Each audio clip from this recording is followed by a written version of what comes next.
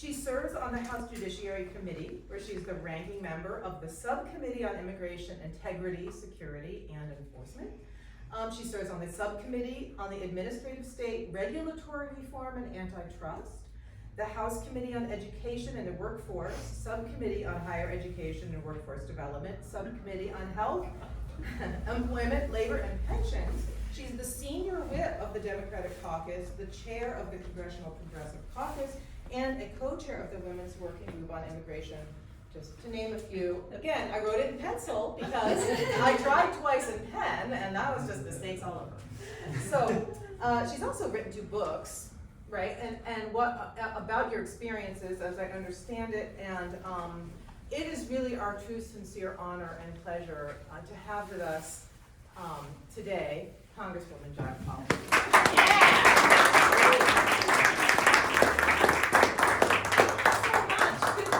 Everybody. I am so happy to be here. This is my second trip to Michigan this election cycle, and I'm here all the way from the West Coast because you are the key to our winning. No pressure on you, but it really is. I love door knocking myself. I have always loved it because I feel like it's an opportunity to talk to people in a very different way than you would otherwise. And I really come to just think about over and over again the importance of this election. And I know you know, but I'm going to tell you from my perspective.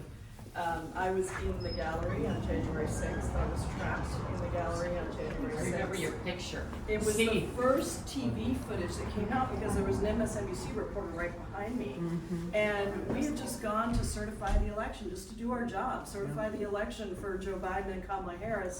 And instead, we were literally trapped.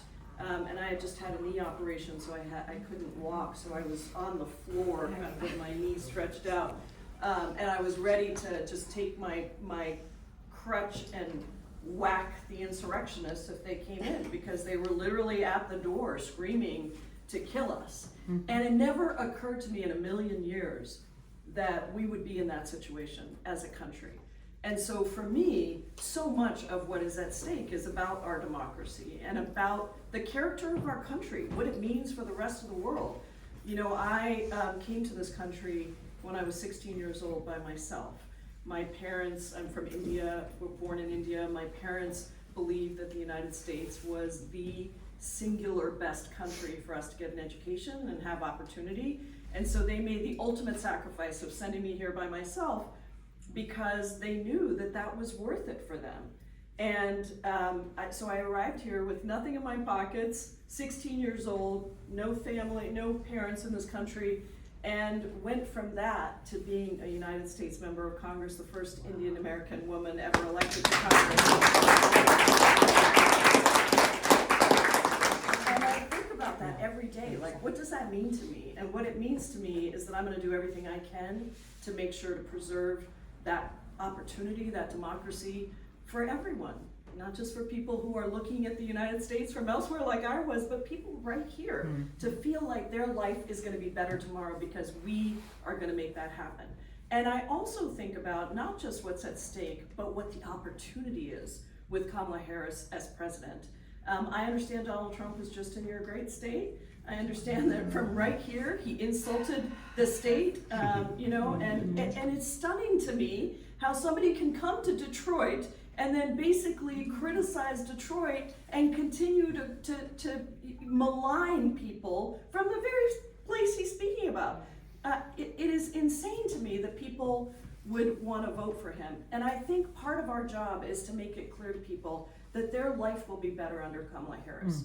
That Donald Trump is not some magic businessman who has been incredibly successful. If you look at Donald Trump's list of businesses that he has driven into the ground, if you look at all of the Nobel laureate economists who have said that his tax plan would raise taxes on the middle class and give all the tax benefits to the wealthy and would destroy our economy, I think we can start to make the argument about what it would be under Kamala Harris. What about under Kamala Harris? First of all, what about under Democrats? We passed the most incredible legislation, and I know it hasn't made life better for everybody yet, fully, but let's just recognize that we were able to make the biggest investment in taking on climate change and creating manufacturing jobs in places like Michigan, in making sure that we were actually investing in places that we never invested in before, in actually addressing the infrastructure needs and creating good union jobs across the country.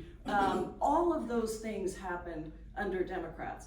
In addition to investing in things like the child tax credit that cut childhood poverty in half.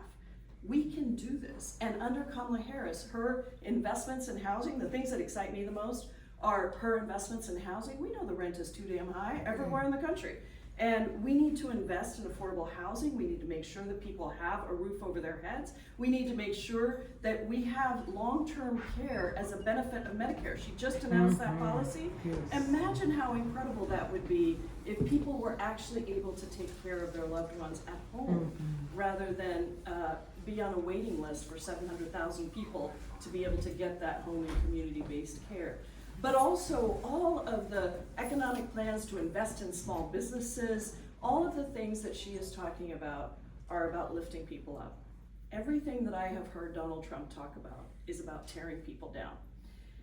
And so for us, the fact that you're here, to me, is the most beautiful thing about our democracy, and I'm really grateful to you, because at the end of the day, this only happens if we win Michigan by turnout. This is now a turnout game. Your ballots, I think, are already mailed to you. People have them on their tables.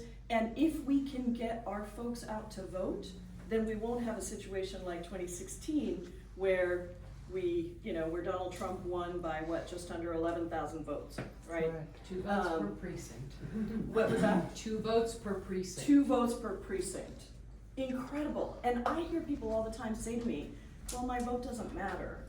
It doesn't matter. And I say, are you kidding me? What did Joe Biden win by? Something like 110,000 votes? Yes. Or something in 2020? So when I think about that, and I think about what you're going to be doing today, it is, in my mind, God's work of democracy. It really is. You're giving up your time to come and make the arguments to people. And who has never door knocked? Anyone? Oh my gosh, yes, These okay. people came from Washington, your Washington state, State. and they're volunteering in Michigan.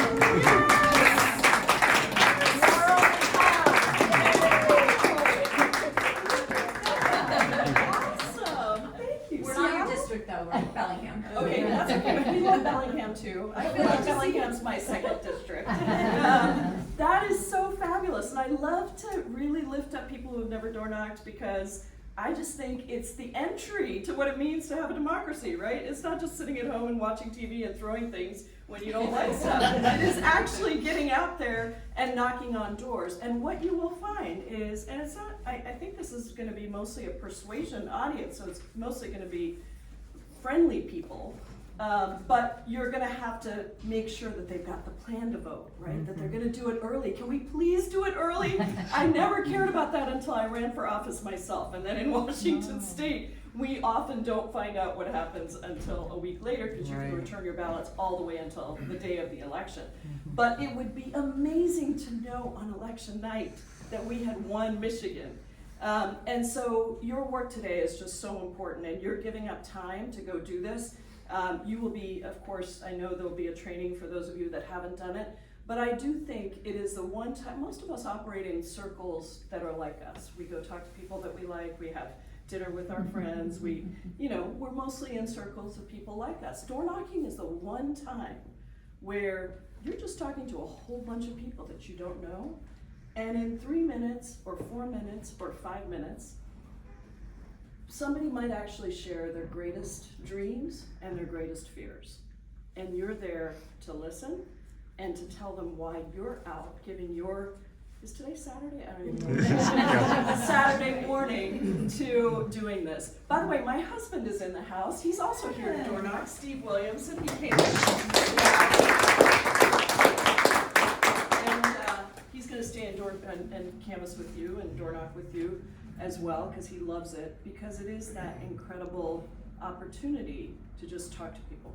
So there's a lot more that I could say, but what's most important is for you to get out on the doors. And I just want to give you my honest, sincere, loving thanks, because I believe we can create a country where all of us feel respected, feel like we have dignity, feel like we have opportunity, feel like we're going to wake up in the morning and not be afraid that we can't make ends meet, or that we're not a part of this country. We are beautiful because we have all of you in it, and we are creating that community of love and generosity and gratitude. And so you have my love, generosity, and gratitude today, and I know you're gonna have a great day door knocking, and I know that the most important thing is also that you come back. We'll give you a break, because you may not be able to come back to Washington State. You'll be doing it in Washington, I'm sure, or somewhere else. But for the rest of you, if you are able to sign up for additional shifts, it would make a huge difference. This is the time right now, between now and the next several weeks, where it's all about the turnout. Can we get people to return their ballots? Can we get them to feel like it matters that they're gonna vote? And can we win with a big margin so that there's no shenanigans happening after Election Day? We're preparing for those shenanigans, but I would rather that we don't have shenanigans. I would rather that we have a very clear win on Election Day. So thank you. We are not going backwards. We are going Forward. forwards. All right, let's elect Kamala Harris.